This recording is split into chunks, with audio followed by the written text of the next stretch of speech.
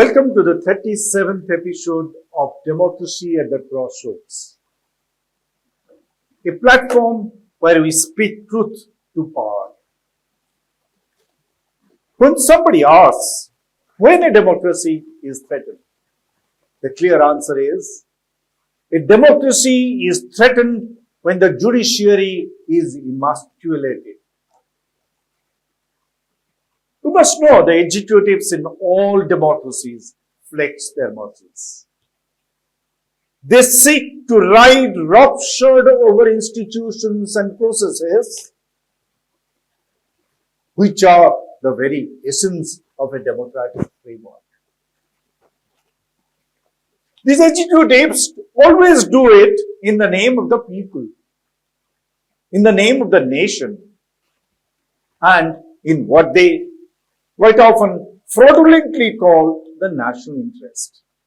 But they actually do it for their own vested interests to perpetuate themselves in power. In such situations, it is incumbent upon the judiciary to protect the constitutional framework, to restrain the executive bull from running amok. It's the primary duty of the judiciary to protect the constitutional guardrails. Yes, the executives use both carrot and stick to win over the judiciary so that they can run an authoritarian government unrestrained by judicial checks and balances. The countries where judiciary keeps in out of fear or because of inducements, democracy goes for a toss. Venezuela under Hugo Chavez was a classic example. Russia under Putin is another example, where judiciary has become the handmaiden of the executive. The terrorist Benjamin Netanyahu, the sole brother of our beloved Prime Minister, has been trying to defang the judiciary in Israel because judges of the Supreme Court there have refused to be the errand boys of the patently anti-democratic establishment there. Where do judges of our Supreme Court stand when the government of the day had been systematically tearing apart the democratic fabric of our country? Well, we have seen conflicting signals. When Indira Gandhi was in power, some judges, like Justice H R Khanna, stood up to our authoritarian ways and lived up to the high standard of judiciary, even sacrificing the coveted positions they held. But there were judges, the likes of Justice Ain Ray, who sucked up to the Prime Minister and gave a stamp of approval to her patently undemocratic decisions. We all know why those judges turned into the bootlickers of the executive. That was in the 1970s. In the last 10 years, we saw the likes of Justice Ranjan Gogoi, the kind of judges who showed again and again that they were openly, unabashedly ready to be seen to be the stooges of the executive. They were indeed. Chief Justice Gogoi and company delivered a series of judgments in favor of the government that flew in the face of facts and logic. In the Ayodhya demolition case, the judges said the demolition of the Babri Masjid was a criminal act.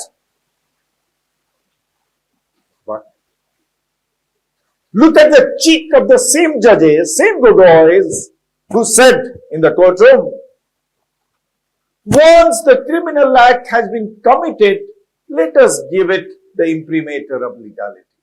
Why unnecessary bother about it?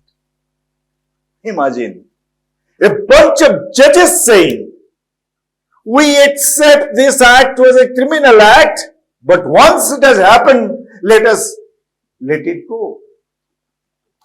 Was that a judge saying? And that's not all.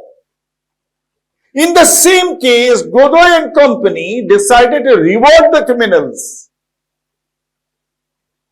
They allowed these very same criminals to take possession of the land and evict the victims from there. Can you imagine? This man was a Supreme Court judge with Gogoi brand of justice. India was destined to be what they call electoral autocracy. A country where the judiciary happens to be an appendage of the executive. We had thought the black chapter of the Gogoi era will pass and we will have judges with spine who will stand up for democracy and constitutional values. But we are now witness to similar developments that suggest that Ranjan Gogoi brand of servility to the executive has become the benchmark for our judiciary. The Article 370 judgment last Monday is a reinforcement of that feeling. Look at the logic of D.Y. Chandrachud late constitution bench. Yes, the Article 370 was a transitory arrangement. There was nothing unconstitutional revoking that provision. However, there was a process laid down in the Constitution to revoke it. But the manner in which it was revoked, the sleight of hand that the executive displayed, the fraud that the government committed in the revocation process could have been called into question by the Supreme Court of India. But what did the honorable judges did? And what did they say? They said, yes, the process adopted by the executive for the revocation of Article 370 was an unconstitutional act. But once it is done, let us not go back. Let us rather accept it as a fait accompli. Let us give it our judicial affirmation.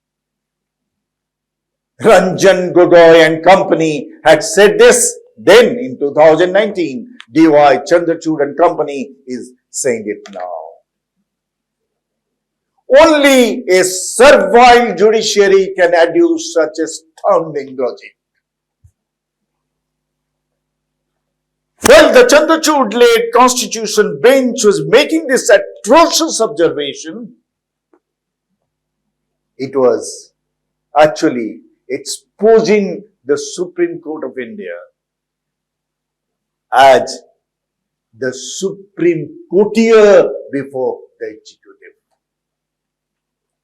And look at the optics of this bench. The Constitution Bench of India mandates the Election Commission of India to hold the elections in Jammu and Kashmir by September 2024.